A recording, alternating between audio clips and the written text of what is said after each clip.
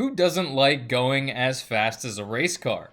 But this time in gun form. What's up, YouTube? Zero here, and today I have a legendary gun review of the manual transmission in Tiny Tina's Wonderlands.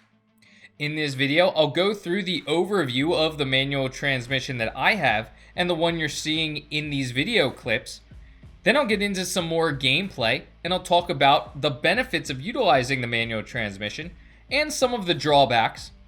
Then I'll get into where you can grind for the manual transmission if you're looking to grind for this gun or maybe multiples of this gun.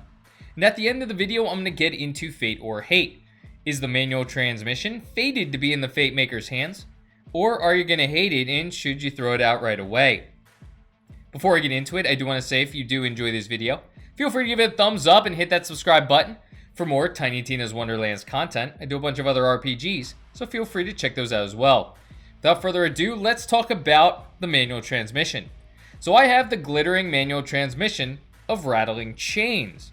This is a Stoker legendary assault rifle. The damage is at 295, the accuracy is at 74%, handling is at 60%, reload time's at 4 seconds, the fire rate is 6.35 per second, and the shots to break, of course, this is a Stoker, so there are a lot of shots to break the gun before you have to reload, but we'll talk about that in a little bit. Mine deals poison damage of 325 damage per second, 8% chance. We're lights out. Enchanting on spell cast increases elemental damage by 20% for 5 seconds. So that works really well with this gun having poison damage. Mine is increased fire rate by 21%. Switching modes at full heat will upshift the weapon. So that is the perk of the manual transmission. Let's get into some more gameplay and talk about that perk. So Stoker weapons in general require a certain amount of shots to break. You'll keep firing the weapon, and eventually, if the gun overheats, you're going to have to reload. Well, the manual transmission is like it sounds.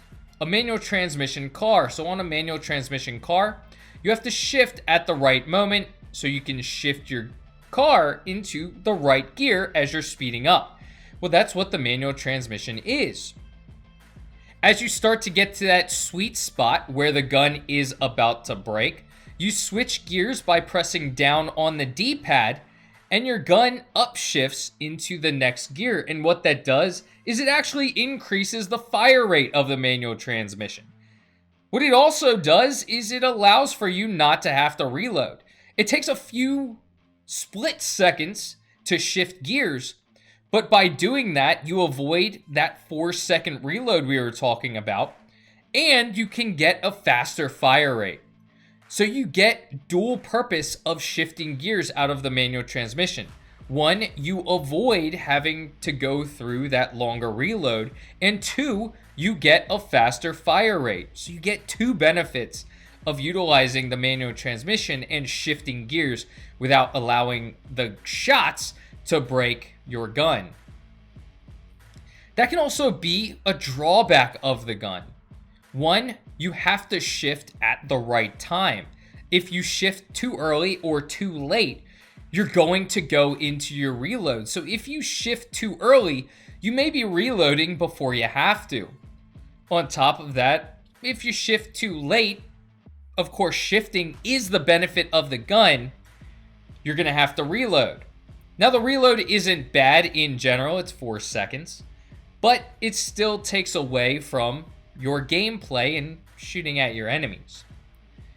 Now, the manual transmission in general can actually drop with any elemental damage type. Of course, mine's at poison, but it can drop with any. If you are looking to grind for this gun, go over to Mount Craw, and Vorkanar, the boss battle at the end of the Slayer of, is going to be where it can drop. So Vorkanar is the boss that it's going to drop from. You can also get this from a Chaos run. So now let's get into Fate or Hate. Is this gun fated to be in your inventory, or should you hate it and throw it away? I really love the manual transmission, especially when you're facing a lot of enemies. Being able to shift gears is amazing. But shifting gears into the faster fire rate does have its drawbacks. Of course, the faster fire rate is going to make the recoil a little bit harder to handle. Of course, you also have to shift at the right time, or you can cause yourself to reload a little bit early. However, being able to shift gears, have a faster fire rate, and avoid the reload is absolutely amazing for hordes of enemies. So I'm going to fate this and put it in my inventory. But what do you think of this gun? Let me know in the comments section. I hope you enjoyed this video, and until next time, peace.